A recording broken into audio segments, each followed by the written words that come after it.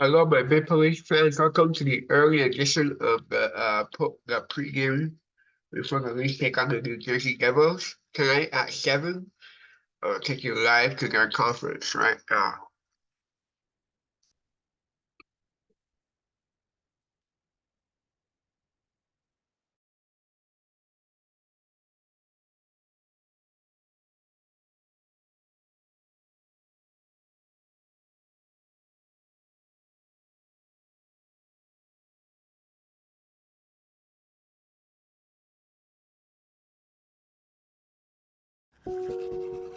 It's more than a mirror. It's a confidence boost. We're helping build more housing so you can build your home. Learn more at ontario.ca/morehomes. The highest art is beautiful, breathtaking. If you're playing with Brody tonight, like what do you think that could be like for you guys? So we know our rules, like we have to play same game, like not big change, like we have to help our team to win, simple, hard, that's it. What stands out about TJ? What is it? What stands out about Brody? Brody, he's like veteran. He's know how to play this game, long time, and he's big professional. I'm super excited to play with him tonight too. What's the focus on the penalty kill? What has to happen to make the penalty kill good tonight? Aggressive, Why is that important? Because just doesn't get chance to score, for New Jersey. What stands out about the Devils? Fast team, pretty much young. Yeah. What are the importance of these games for the team down the stretch? Last 12 games. What important for us, you say? Guys, yeah. So we have to play our game. We have to play fast, physical, and score goals. Simple. First of all, what stood out about Joseph and the performance he put forward the other night? It's huge. I mean, he faced a lot of shots, a lot of great A's too. Credit to him for stopping it for us because we gave up a few too many chances. So that's just the regular for him, though. He's a elite competitor, and he's always ready to go. For you guys, what's the key to kind of getting back in the win column tonight? I think just address it the way we did that Edmonton game. I think we were ready for the competition that we were facing, and I think we took it from the approach that we're gonna dictate this game from the get-go, and I think we let that slip a little bit. I thought it might happen on its own rather than pushing for it, and I think that's where we got to focus it tonight. What's the key on the penalty kill? I think pressure. We're a little bit in between. When you aren't having success, you second guess it a little bit. You're a little bit in between, thinking about it rather than reacting. I think we can just react and play hockey and pressure their guys, because I know when we're on the power play and whenever you have the puck on the power play, if there's pressure on you, you panic a little bit. You make a play that you might not want to make, or it's a harder play. So I think just the pressure. Looks like you could have a couple more defensemen coming in and out for tonight's game. How are the forwards supporting, could be a rotating cast of guys back there? Yeah, I think it doesn't necessarily change for us. We're always trying to get in front of guys and give them as much time as possible to make plays, and they've been really good at moving the puck up and getting it in our hands, and so we can go play offense. So I think we trust them to make plays, and we can stick with our structure and be in positions for them. I mean, there's a bit of a flu bug going around, or whatever it is. It feels like it's biting guys. Like, is there any way to prevent it? I mean, guys joke about it, keep your distance a little bit, but kind of when it's on the team, we're so close and in such close quarters, and it's just our group here. So sometimes when one guy gets it, everybody's gonna maybe take a stab at it, unfortunately. But yeah, just try and wash your hands and be as good as you can about it. What's the outlook for Mitch and Ilya Samson? Mitch is no longer day to day from day to day. He's just day to day. He's progressing very well. Not available today. As far as his plan for the rest of the week, I think that'll be determined tomorrow. I haven't got the full report on how it went today, so status for practice is undetermined right now. But but he's doing well. Samsonov, I'd say very same.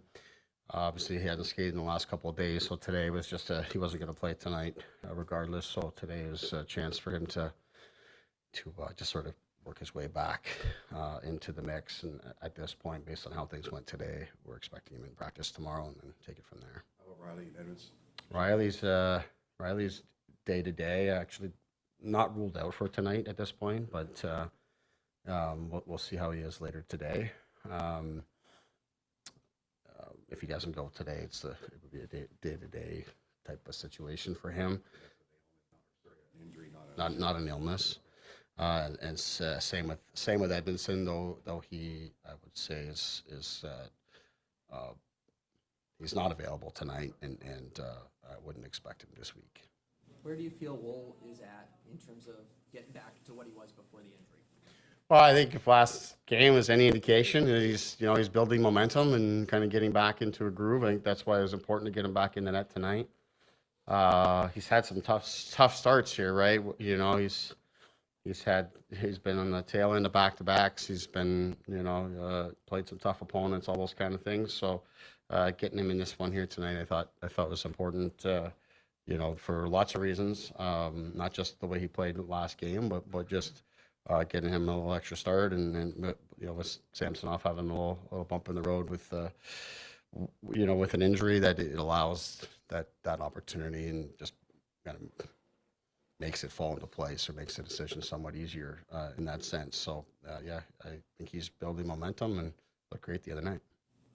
Go ahead, Lance. It's not a new situation for you to be pretty safe for a playoff spot, yet playing a lot of teams this week that are playoff desperate. How do you guys approach that? Well, we approach it like, we had this discussion after we finished our game in Philadelphia before we prepared for that Washington game, is like, we haven't clinched anything. Nothing's secure at this point in time. And we need to approach it that way. With every day, every shift, every practice we get, we gotta have a level of urgency to everything that we're doing here.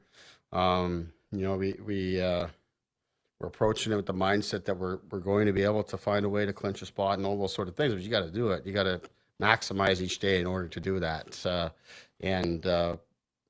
That's obviously very important to secure those points and secure our spot. And the other part of it is to have our game in good order.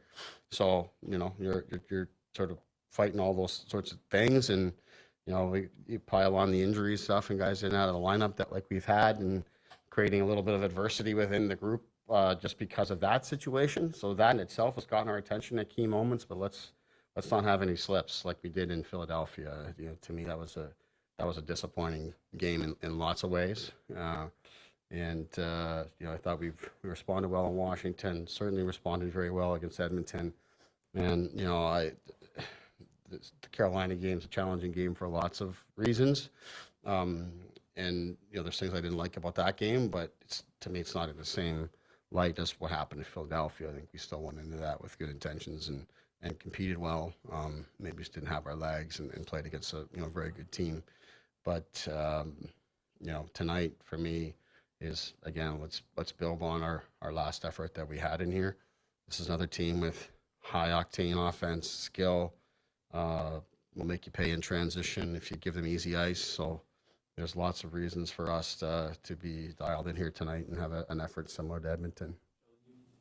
Travis push against the minors, the Canadian division a bunch. He's back on an interim basis, getting a second go round. What sort of stands out about his approach to the game and his teams in your experience? From my experience with this, we were in the same division in the American League and obviously not in the NHL, and this is the first time seeing Jersey, as strange as it is, this late in the season. But his teams compete hard. They play good, hard, honest, and direct game. This is a different type of team, I think, than he's had in terms of the high level of skill. Not there wasn't in Vancouver, but just this team's different. I'm just kind of getting to know this group because we haven't played them, so we haven't really paid a lot of attention up until the last few days. But Grader's a good, hard. I want to say hard-nosed guy, but just direct and simple and communicates well with his players. And then any player that I've had that's come around, that I've worked with that's come from a Travis Green coach team has enjoyed playing for him and all those sorts of things. And, it's good to see him kind of back behind the bench. And to me, look at the team that he's coaching here now, and they've responded well. I know they're in a fight for their playoffs, but, they've always been a great offensive team, and that they haven't taken a step back in that area in terms of generating chances and the skill that they possess, but they've played a much better team game defensively, and that's credit to how Greener's been able to keep that going. Sheldon, your sense of moot with the injuries and illnesses that you've had, but when you had 9D after the trade deadline, like how did you want to approach this last in terms of keeping them all involved and things like that? Yeah, as I say, it is moot at this point, but today's I believe, if I'm correct, today's the first day that Mark Giordano's available to the team. He'd been on LTI, so we've really 8 defensemen for the most part, but now you're at 9, and we've got some guys unavailable and such. So, we've been approaching it more with the 8 guys, but I would like definitely to keep guys involved, and you've seen that, with how we've handled some of the back-to-backs and making sure guys stayed in. We need everybody. That's on whether it's on forward or defense. Guys need to stay ready. We need to when you bring in, in our case, 2 new defensemen, that sort of changes the mix a little bit of our group. Those guys, they need reps, and others need reps playing with them. Timmins is coming off of long injuries and illness, and hasn't played a lot this season, so we need to get him involved. And then Gio spot, same kind of things. And then we've been talking about Brody's situation too. So we're managing all these things as best we can. But the good news is that no matter what we've done and how we've moved things, the group has responded well to it. So I think our intention would be to continue to utilize all of our guys, but at the same time try to find some rhythm and consistency inside of it. So that's going to be a challenge, and we hope that we can be healthy before long and be able to sort of lock into some things. But the schedule itself will make it obvious that we need to share the minutes and share the responsibilities. Well, of course, not losing sight of the fact that we need to make sure we're securing points here. When's your last one here? Will Gio be activated then? Yeah, again, I just kind of spoke out here. I don't like that's. I haven't. Yeah, he was eligible to come off of that as of yesterday is my understanding of it. So whether it actually happens, I don't get into that. But my expectation is he'd be available for us here soon.